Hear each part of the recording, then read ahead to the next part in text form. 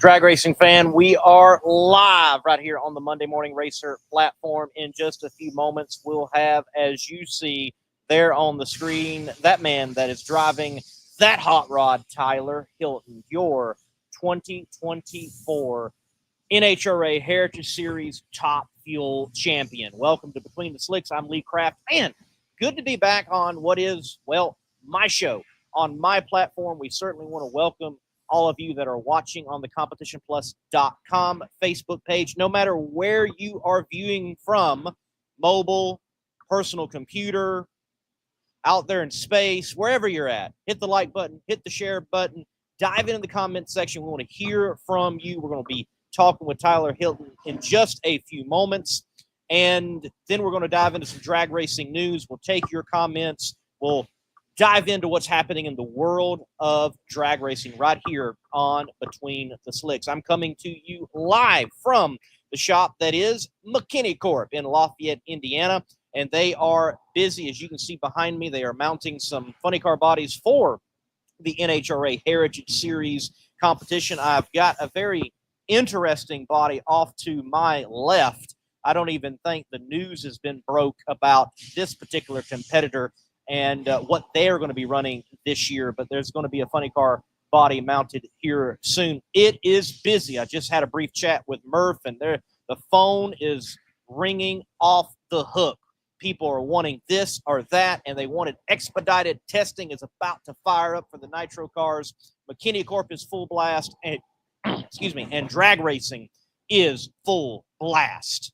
And we certainly got a full blast show right here on Between the Slicks. We're going to take a brief break, a word concerning McKinney Corp, and then the 2024 NHRA Heritage Series Top Fuel Champion, Tyler Hilton, right here on Between the Slicks. We'll find that word from McKinney Corp and take that break now. McKinney Motorsports is your #1 source for all your chassis needs. McKinney Motorsports is the leading chassis parts supplier and fabricator in nitro drag racing. From custom tanks and fittings, full chassis builds, body mounts, steering components, fasteners, tabs, clamps, composite parts, and much more. Our household name in the racing world guarantees added performance on the track. Join our list of proven winners that spans over 50 years of racing experience. Tyler, you're certainly no stranger to the show. We've had you on several times. And why? Because you and your family just keep winning. Congratulations again on another championship. 3 in a row, right? Yep, third one in a row. Yeah, we've been doing pretty well.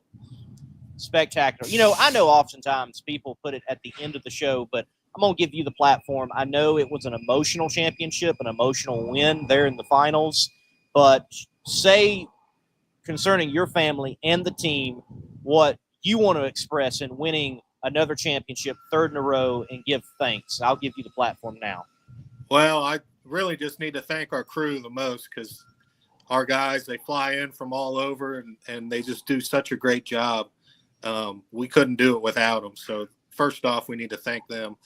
And it was an emotional final there for us with losing Allison and all that. But we had a really good memorial for her there on Thursday, and it all worked out and came out in our favor. So it was a really great year, and it was a good way to end it.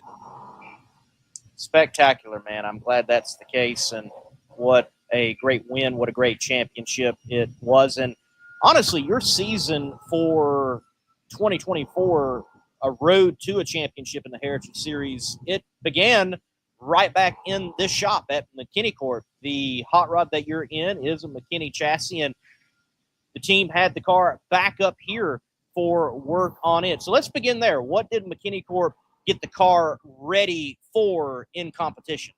Oh, we love that McKinney Corp hot rod. McKinney, Murph, and everybody over there does great. So we brought the car to the shop. Needed a new body, so we tried something different with carbon fiber. It really turned out really well, and it's been holding up really great. So that's where we started. Made a few minor adjustments to the car, nothing too major. But then we loaded up and brought it home and started getting it ready for the March meet. Getting it ready for the March meet. Certainly a historic drag race, and one that, it is that one out there to win. I think for any drag racing competitor to be able just to compete, I think that needs to be on everybody's list. You know, people, they say things such as, you know, you got to go to Indy. Well, I think March Meet out there at Famoso Drag Strip, it is that place as well. You've got to go there. You've got to attend it as a fan. You got to attend it as a racer. You got to compete in it if at all possible. And if you win it, that is certainly something historical. And by the way, all of you watching the Monday Morning Racer, yours truly approved. I talked to Blake Bowser yesterday. Will be at March Meet in 2025 covering the March Meet. So looking forward to that. Tyler, your March Meet, though, give us the rundown of that event and starting the series in Heritage Series competition. Well, for us, the March Meet's kind of like the monkey on our back. We haven't won it yet. We've been to 2 finals out there, and we've ran really well out there. So we went out there, and we were low ET in qualifying by over a tenth. And we just didn't back it down enough and went out first round and smoked the tires. So we had the hot rod to do it. We didn't back it down enough. So it can get pretty tricky out there in March. The weather kind of plays into it a lot. It can be cold and the track can be kind of slick and cold. So you got to make adjustments and really be on top of your game when you're out there. It certainly can be interesting whether the one time that I was at March Meet 2 years ago when there was supposed to be 16 top fuelers and that big payout, weather did affect the weekend. And in fact, Top Fuel didn't run its March Meet until the last race of the season. So just glad the Top Fuel was able to get in on the actual March Meet weekend in 2024. But if I remember correctly, the next race for you and the team, it wasn't in Heritage Series competition. It was actually in Nitro Chaos. Trim had a spectacular outing at the Funny Car Chaos Classic, the biggest funny car race in the world that now also has included the competitors of Nitro Chaos. Yep, we went down to Dallas. We didn't change anything. We left the same pump on it, the same tires, left it all legal Heritage trim, and we kicked butt down there. We ran really well. We ran low 370s at 214 miles an hour. So it was a really good rebound for us after not doing so well at the March Meet. So, that was a really fun race for us, and we were happy to win down there. Chris has got something good going on for sure with the Chaos brand, and it was enjoyable at the end of the track to have that camera and the light on you and get that interview right there raw and in person of that win. And your guys were certainly happy showing up and competing so well in Nitro Chaos. And when y'all have run Nitro Chaos, you've done very well. The first time in Nitro Chaos, Trim made it to a final round, if I remember correctly, as well. Yep. We went to the finals at Edgewater here in Cincinnati. So, we've done pretty well at Chaos races. I don't know if we're going to run this year. We're helping another team that's new, and we probably go with them down there and help them out. So we'll be there, just not with the race car. Well, that'd be cool. It'd be great to have the presence of the Hiltons and helping out with another race car to burn some nitro. That's always enjoyable. Well, bring us up to speed. After Texas and we look at the rest of the schedule, what are the highlights? From what I can recall, there's not that much losing afterwards getting that win at Nitro Chaos, no matter where you all showed up with the Great Expectations Hot Rod. Yeah, we left Dallas, and then we went to Bowling Green, Boise, Reading, and then Famoso, and we didn't lose a round of racing until we had the Tulsa makeup race at Famoso. So we went to Bowling Green next, and we struggled a little bit down there. My dad got hurt in the pits in an accident, so that kind of threw a wrench into everything. There he is. He's in winner's circle. Crutches. He was able to come back on a Saturday for the finals and be there, so that was pretty cool to win that race with him being injured. So we won that race. Then we went to one of my favorite races, Boise at Firebird, and we did really well out there. We were low ET of every round of eliminations, and we just really were hitting our stride. Did really well out there in the heat and the elevation. That's really tough out there. I mean, it was 6,500 feet of elevation that we were racing in, so it's kind of hard to make these cars run. we can spin the blower a little bit more, but it's not like the big cars when they go to Denver, they get a ton more blower and all that, So there's little things you can do to make up for it. So we did that. Right. We did really well in Boise, I think. Boise is that place that, again, everybody, especially in NHRA fandom, they think of Mile High and they think of Denver and Bandamere and what was, and hopefully we'll have again in the future. But they're like, oh, that's the high elevation place. And it's like, no, a lot of those Western tracks are at a higher elevation. Places like Albuquerque, you're higher than what Bandamere typically is. And the situation there at Boise, you are in a very similar competitive vein concerning conditions. I want to ask you this, Tyler. I have not had the pleasure of being at Firebird Raceway there outside of Boise as of yet. Definitely want to catch the Igniter or the Nightfire Nationals eventually. Probably needs to be on my 2025 schedule. It should have been on my 2024 schedule. But it is a unique venue for a drag strip. It's the only one I know about, and you've been to plenty enough drag strips, but the staging lanes are in view of the spectators. And with that stated, how different is that as a competitor getting ready, getting suited up, and eyeballs are on you from the stands? And do you think that it is a place that could hold bigger events in the NHRA and it get that exposure? Well, I don't know, because they pack them in there. When we race there for the Night Fires, I mean, it's like standing room only on Saturday. It's crazy. As far as getting ready in front of everybody, that's kind of the cool part of it, letting the fans see what we're doing. I mean, they can literally look right over the edge of the railing and look down in the cars while we're getting strapped in. So that's really neat for the spectators. But I mean, yeah, it would be cool to see a larger event there. I know they do some of the no prep stuff out there, and they have even more crowds show up. So, yeah, I think it could be something in the future, possibly. Spectacular. So from Boise, pick it back up. Give us the rundown on the season to the finals.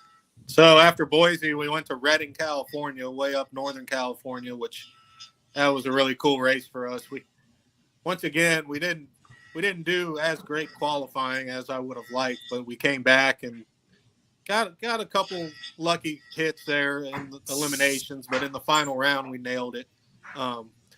Did pretty good in the final up there. Ran pretty well. It was dark and it was a narrow track, narrow groove, but we did pretty well. And then after that, we went to Famoso. We ran the Tulsa race, makeup Tulsa race in conjunction with the reunion. So it got a little confusing there with qualifying counting as elimination.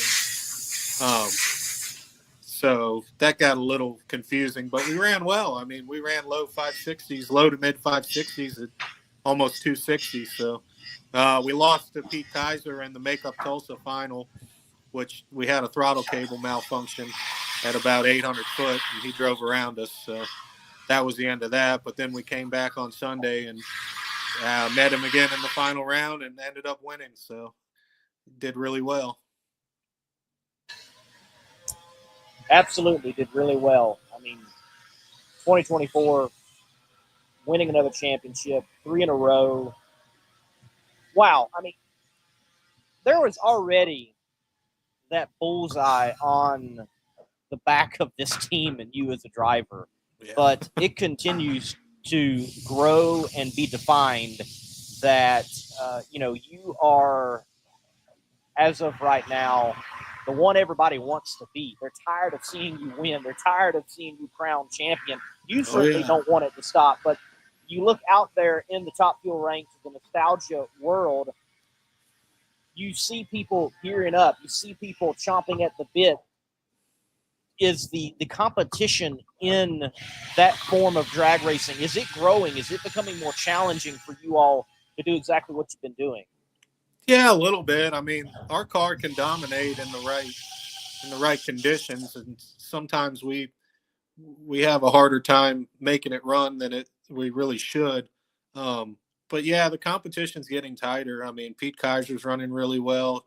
Sean Bowen from Michigan's running really well. I mean, there's a bunch of cars that are stepping up. So we just it makes us be on our game a little tighter. And me as a driver, I have to step up too. You know, I won a few rounds this past year on hole shots, so that kind of helps when you can pull that out of your sack and be able to make that happen. You know, so I've been hitting the practice tree a little more and trying to be on my game here over the winter so we can pick up in March and do well. With picking up in March and doing well overall, 2025, what does it look like? You mentioned, you know, probably not running with the car, the Great Expectations machine, at the first Chaos event there at the Texas Motorplex coming up in April. I assume at least hit every Heritage Series event that's out there.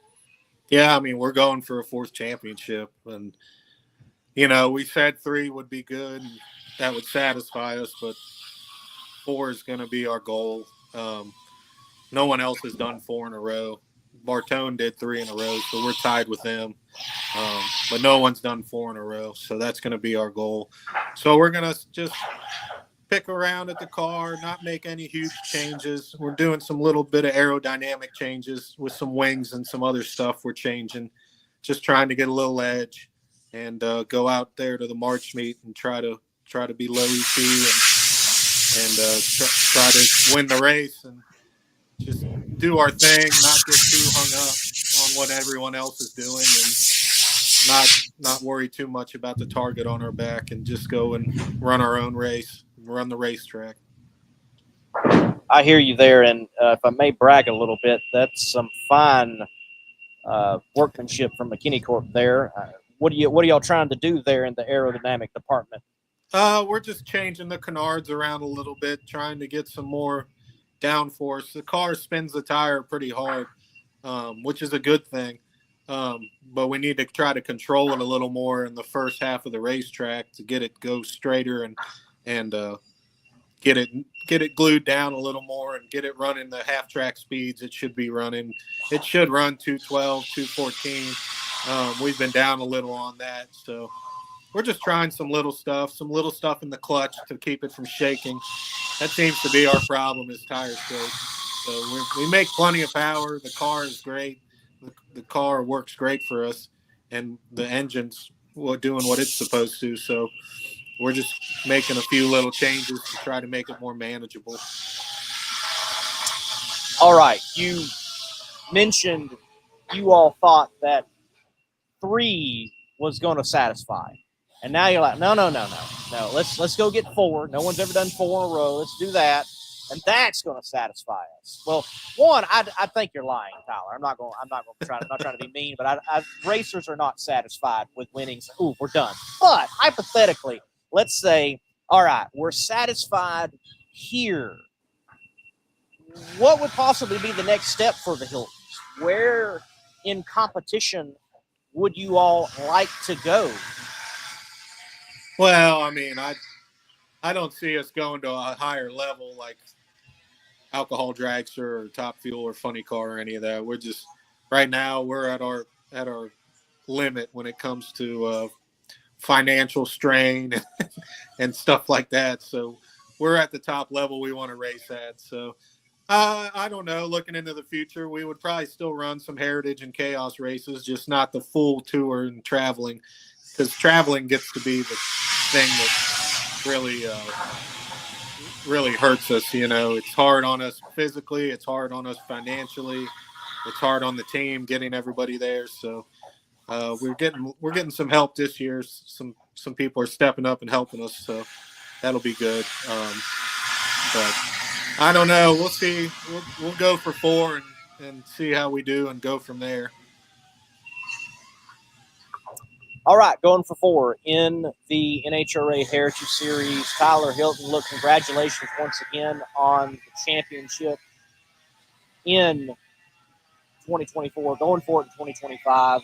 You look back on the year, where was a moment of immense challenge that by getting over this particular challenge that comes into your mind and getting away from it, it was downhill from there, and it was coasting almost as if it were to a championship? You knew the team could get it done. Well, we went to Reading, and I don't want to say we screwed up in qualifying, but it was a tough racetrack to race on with these cars, and we only got one good qualifying run in, and it wasn't near the ET that I wanted it to be. So that kind of disappointed me. And it made the race a little more challenging for us, but we ended up running pretty well in the finals. So I think after the Reading race, we said, all right, we won that. It's downhill to Bakersfield, and it's going to be downhill from there. And we'll go to Bakersfield. We'll be on a track that we're used to, and we'll get it done. So, and that's what happened. So that was a turning point for sure. Spectacular. Those type of conditions that are adverse and not ideal, they go in the notebook, and they can be so handy in the future. And there are also moments of, hey, we figured that out there. We can figure it out now whenever you might encounter it again. Tyler, you and the team, what an impressive run. And honestly, I know people are trying to step up in 2025, but all the chips have to really be in on your team with your driving and what you all have been able to accomplish. Maybe 2025 in the March meet, it's your year. Yeah, I hope so. Oh, I mean, we really want that one. Like I said, we've been to 2 finals out there. We've been low ET out there. We've run really well out there. We just haven't sealed the deal. So that's our goal. If we can start the year off on a high note there, I think we'll carry it through and do what we need to do. All right, spectacular, Tyler. Look, thank you for your time. Congratulations to you and the team on yet another championship, 3 in a row in NHRA Top Fuel Heritage Series action. You have yourself a good rest of your Wednesday. Yeah, it's Wednesday. And hope you have a good weekend, man. Thank you for the time. All right. Thank you. Thanks for having me on, man. Folks, Tyler Hilton, the 2024 NHRA Heritage Series champion right here on Between the Slicks. We're going to take a quick break. Then we'll dive into some drag racing news. While we take that break, hit the like button, hit the share button, dive into the comment section right here on Between the Slicks.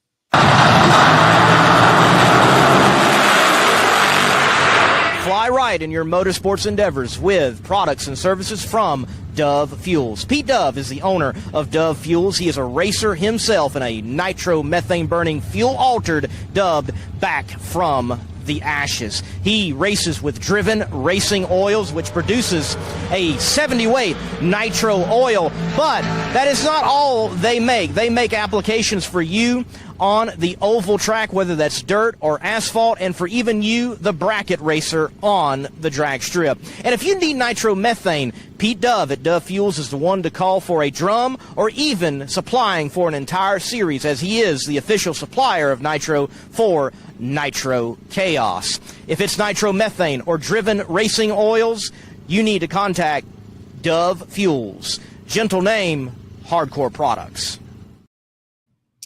Back here on Between the Slicks, let's dive into some drag racing news. And you get in that comment section, would love to have the dialogue with you, the drag racing fan right here on Between the Slicks. Now, there has certainly been a lot of news in the IHRA world, and with Kenny Nolan being there, now gone, and all the announcements he was making, and it changing hands from ownership from Larry Jeffers to the new owner, and changing headquarter locations. What a wild, as the drag racing world turns soap opera for the IHRA, there is new leadership in the IHRA, and for their mission of rejuvenating and bringing the IHRA back to glory.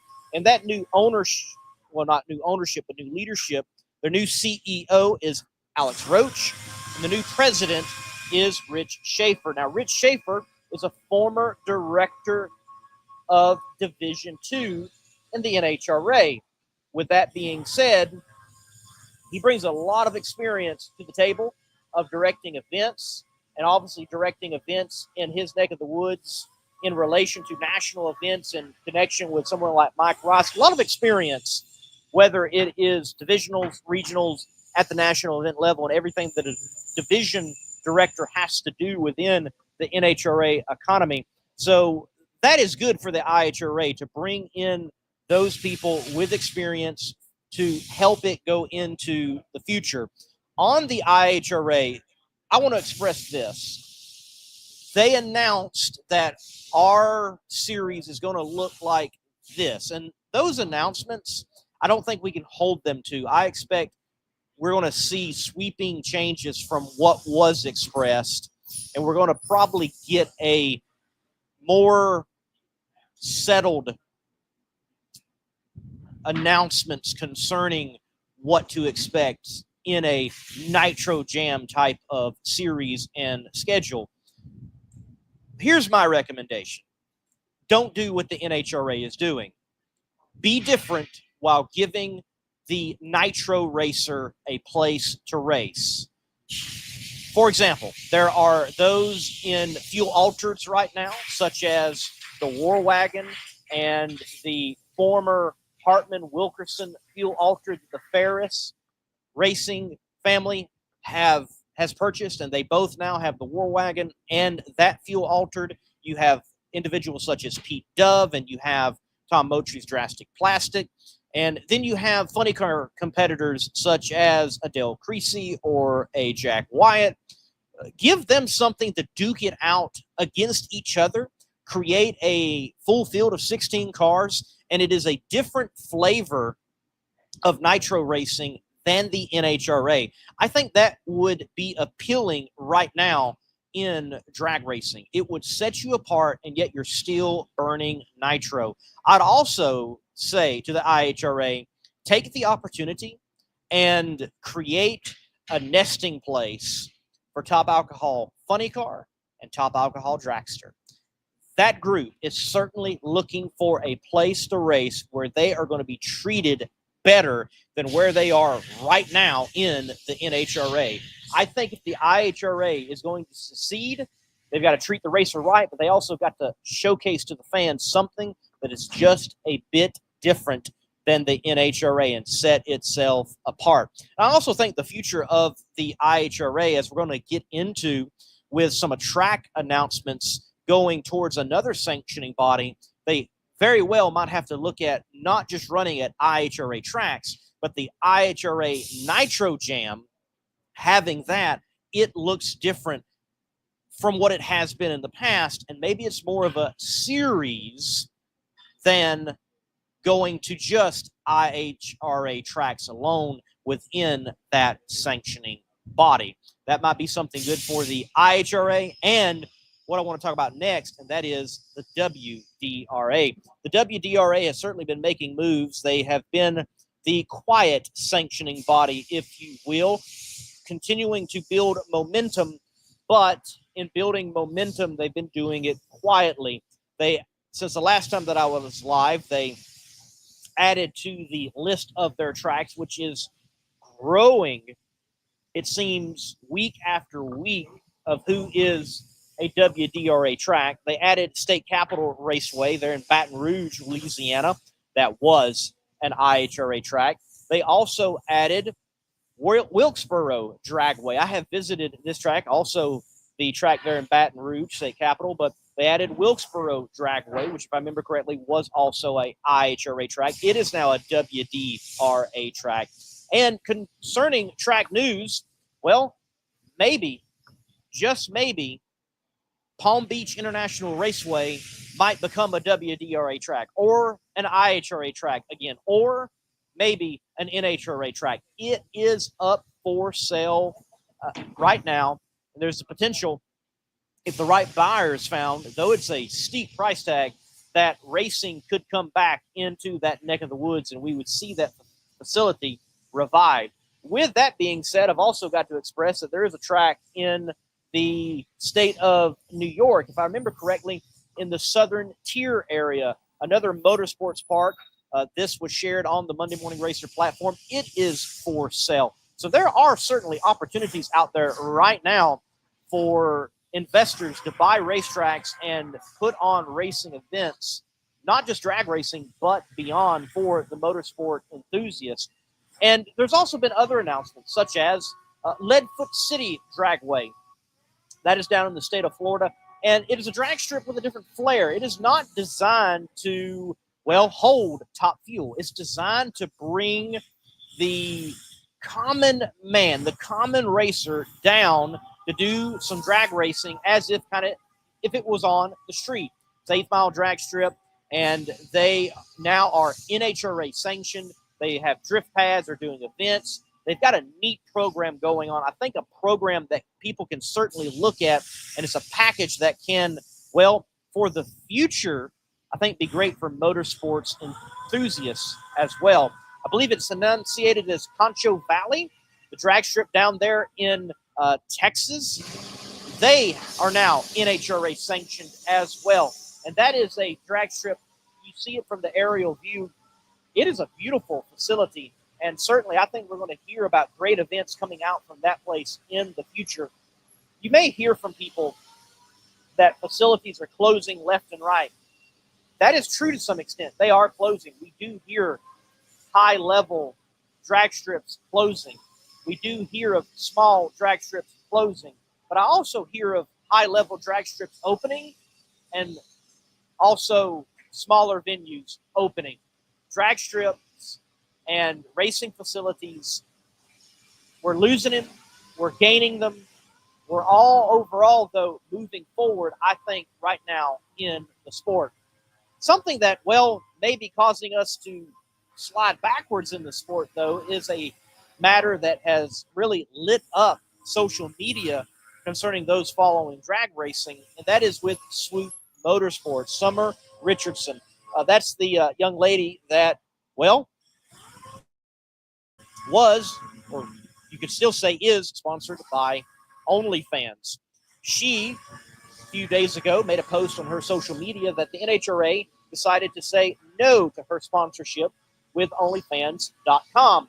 And that original post, it created a firestorm on social media, people supporting one way or the other. Some expressing disgust for the NHRA and censorship, some expressing that, hey, this is the right move. It's supposed to be family friendly. We don't want this in the sport of NHRA drag racing. And, very few attempting to find any type of middle ground on this. And I think that's really where I stand on the issue. With that being said, check out dragzine.com. We've got more information from Dragzine on this situation. They reached out to Summer and asked, because there wasn't many details in her original post, what did this no sound like from the NHRA? And quoting from the dragzine.com article, she expresses that the only response she really got was, "I'm sorry."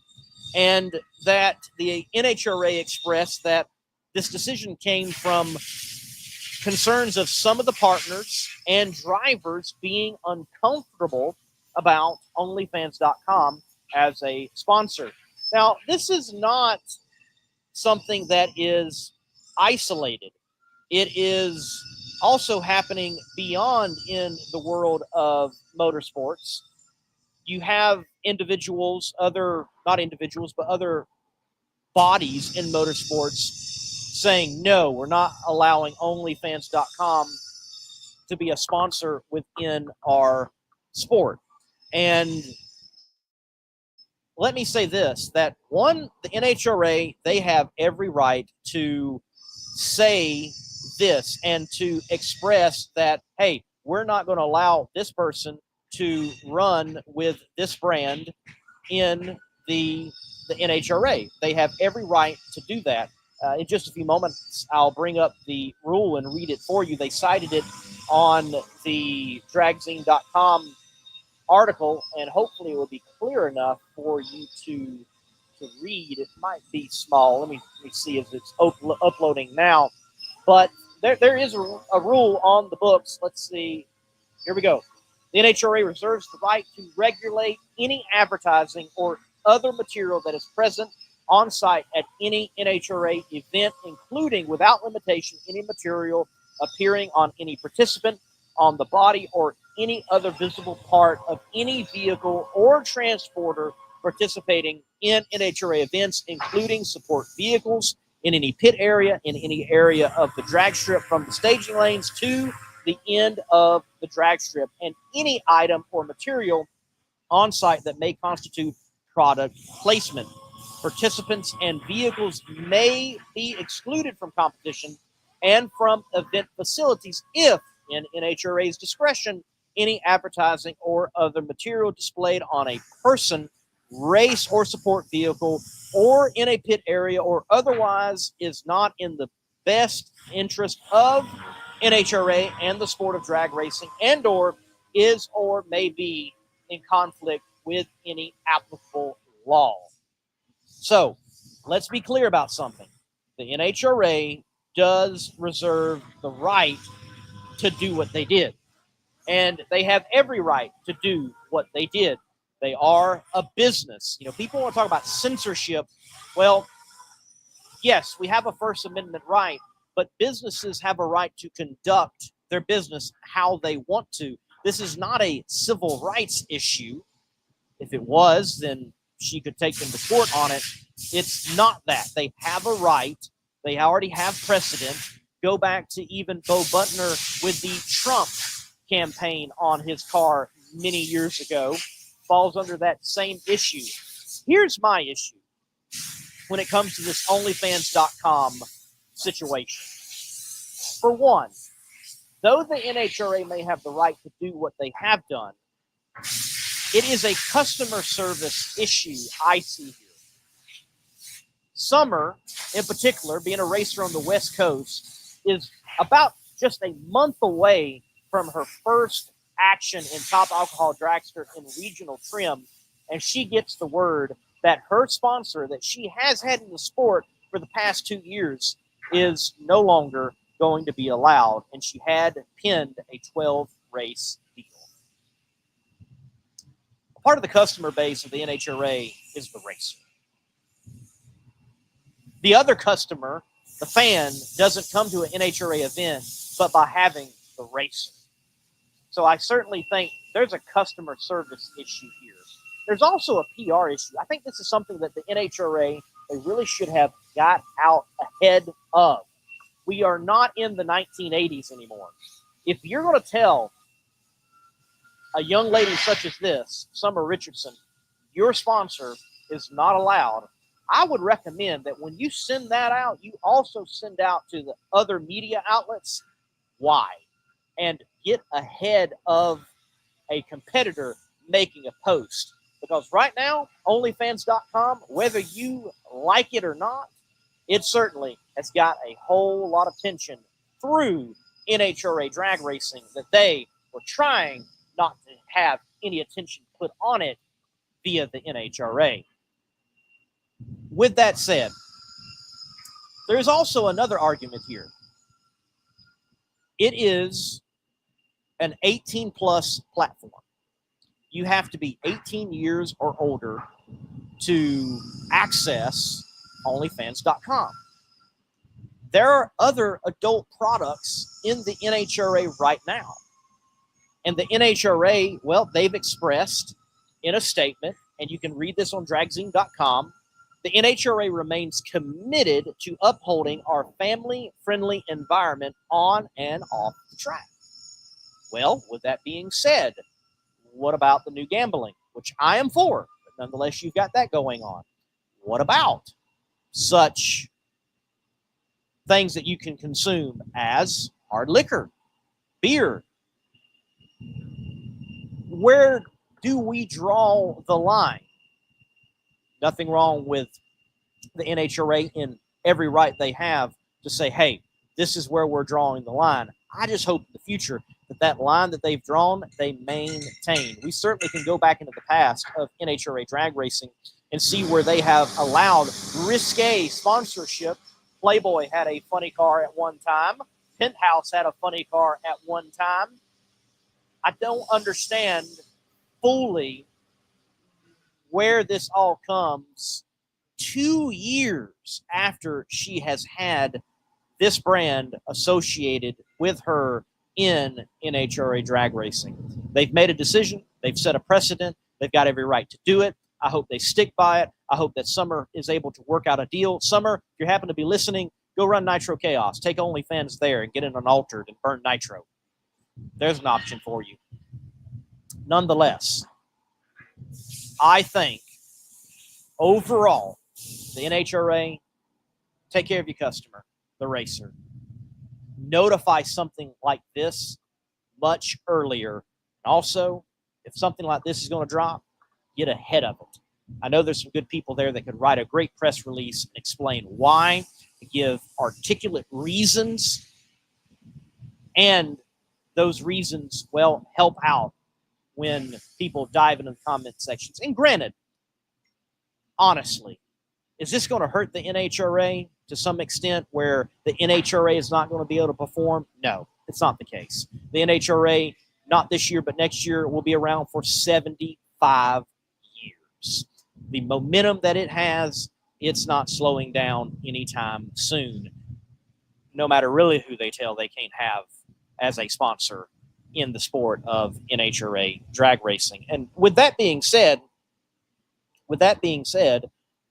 I think we'll also take the time to roll into another announcement that, well, people are certainly up in arms about, and that is Alan Reinhart on Joe Costello's WFO radio a couple of days ago announced that he is parting ways with the NHRA, and the NHRA is parting ways with him. So the national event lead announcer for, about 30 years will be stepping away from the NHRA.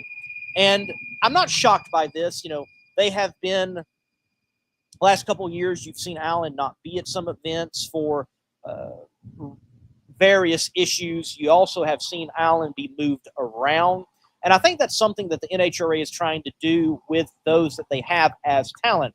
I think they're more concerned about the talent being diverse in their talents and have ability not just to be in the tower, but to move around. And that's certainly something that Alan can do, but possibly, maybe he did not want to do that. He expressed that this move, that it seemed to be a mutual one and that he is moving on. I want to say this concerning Alan's announcement. It isn't one where he is negative on it. He has expressed, hey, I'm not done. I'm a contractor, a private contractor. You're going to see me elsewhere. And I fully expect that we're going to see Alan Reinhart in the world of drag racing doing some different things in different places. And when you've done something for 30 years, though you love it, it may very well be time for Alan, and he may very well just want to get out and do something a bit different than what he's done for the past 30 years. I know many people, they are up in arms about this announcement, and that, you know, you have so many diving in the comment sections, and they're saying, hey, we don't like this. And I think that's understandable. People get comfortable with people in certain positions, and when there is a change with anyone in a role such as Alan Reinhart's role, people are going to voice their opinion. The voice of the NHRA is going to be changing, and there are those out there that they are uncomfortable with that. We are a species that is uncomfortable with change, yet change is inevitable, and change is all around us. Let's look at it this way. How about this? Let's be happy for Alan Reinhart. He may very well get to go do some things that, because of his schedule, because of his commitments, maybe he was never able to do until now.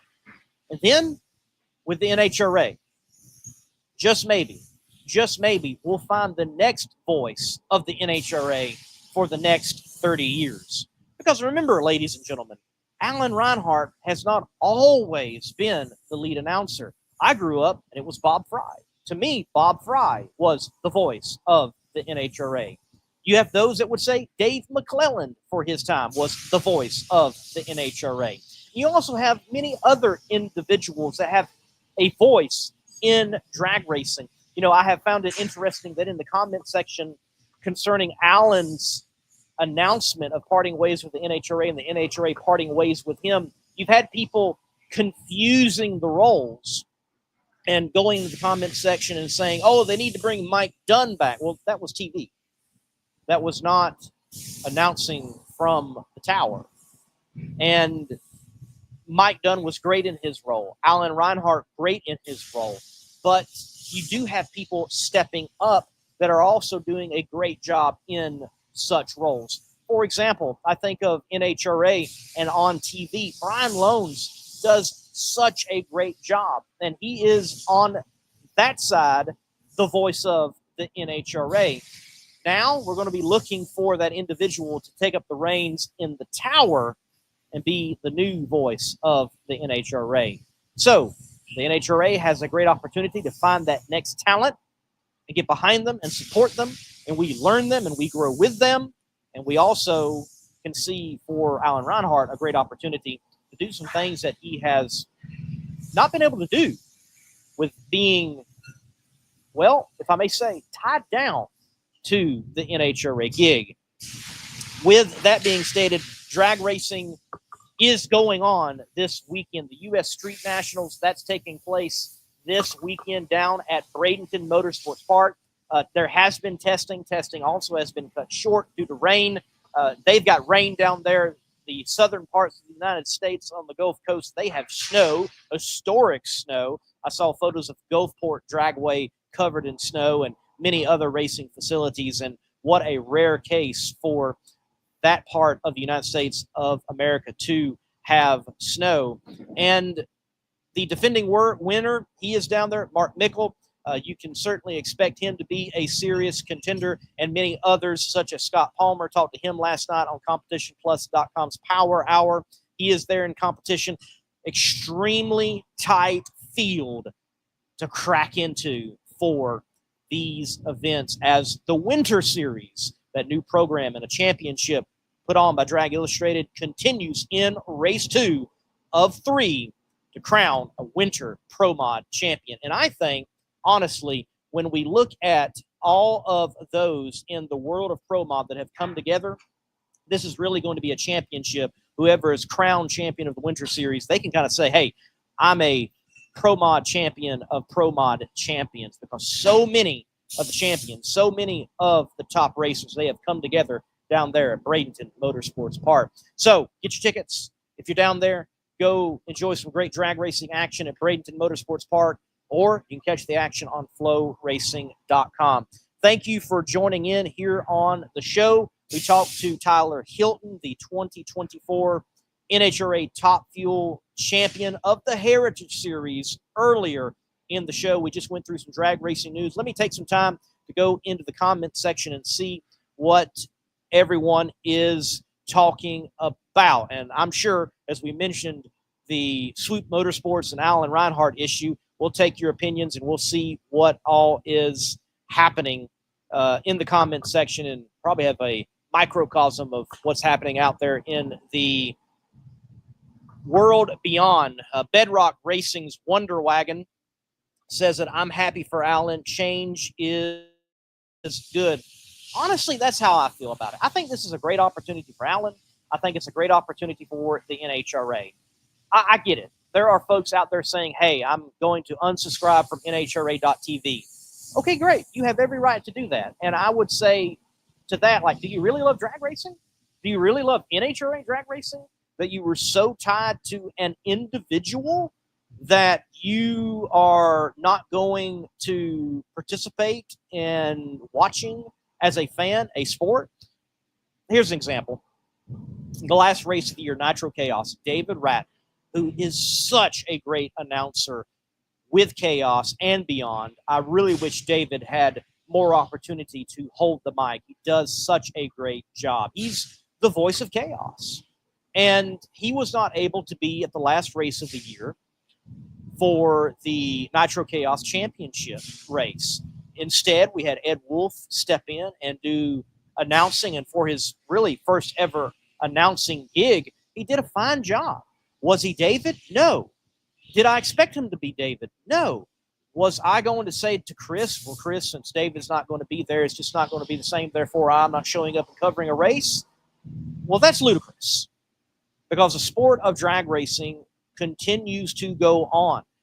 Look, Steve Evans, arguably the greatest of all time at his role within the sport of drag racing. There's also been great people beyond him and that have continued after he has not been in the role that he was in for so many years and really established how it's to be done. Change is inevitable, and change can be good. And I'm sure Alan Reinhart is like, hey, love my life. Let's get on another plane and do something different and give it a shot.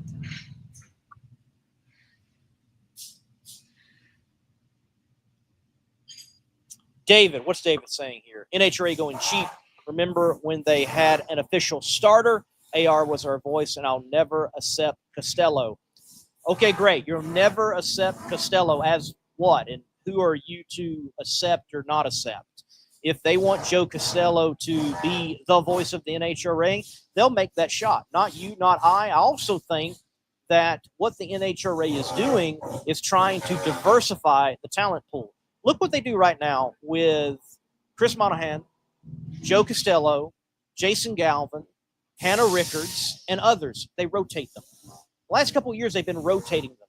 They've been cross-training them. And I think in the future, what you're going to see is more people come in to the sport of drag racing that have a fan base elsewhere and a following elsewhere, and that will help bring in new eyeballs to the sport. That's already been alluded to from Brian Loans on the NHRA Insider podcast, that what you can expect from Fox this year, and I am talking about a different thing now with the Fox broadcast, you're going to see people from other areas of broadcasting come to the NHRA on occasion and cover NHRA drag racing. And that is good.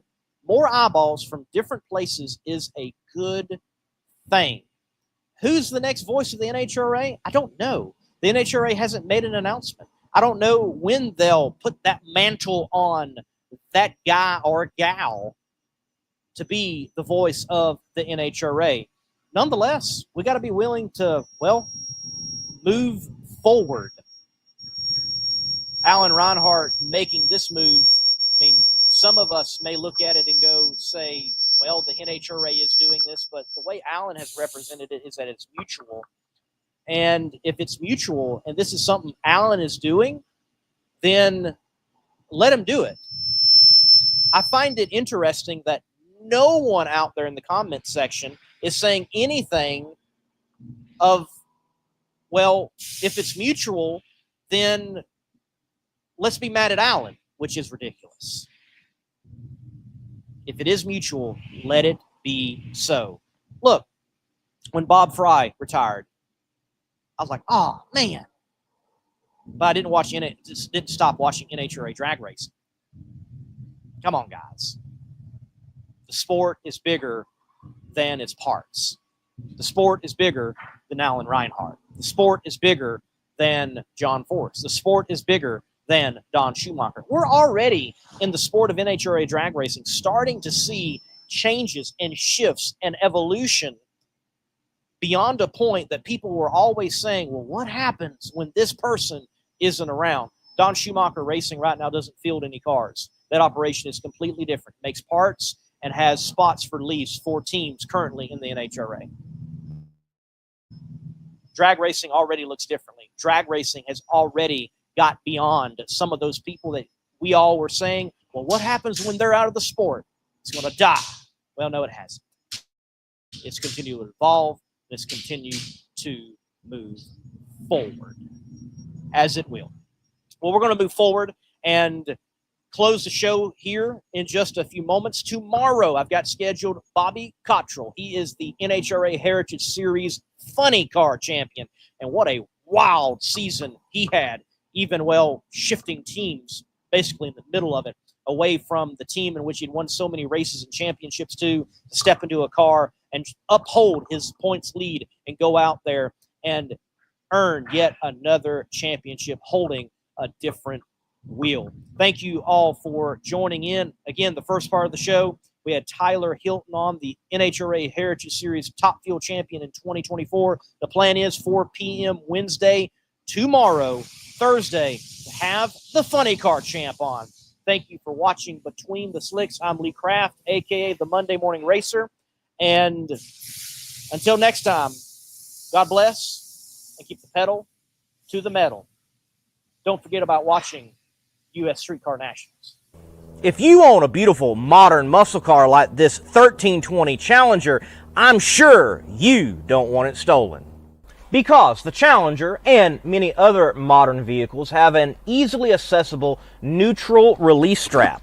That was your coin holder in your center console, and beneath that there's this red cord that someone can pop, put it into neutral, and potentially easily steal your car. But at Destroyer1320.com, they have the TDS, Theft Deterrent System, which is a cover over that strap using factory mounting points so that you don't get popped by a thief. So make sure to go to Destroyer1320.com using promo code MMR for 15% off and get your Theft Deterrent System TDS and steal the thieves' hope.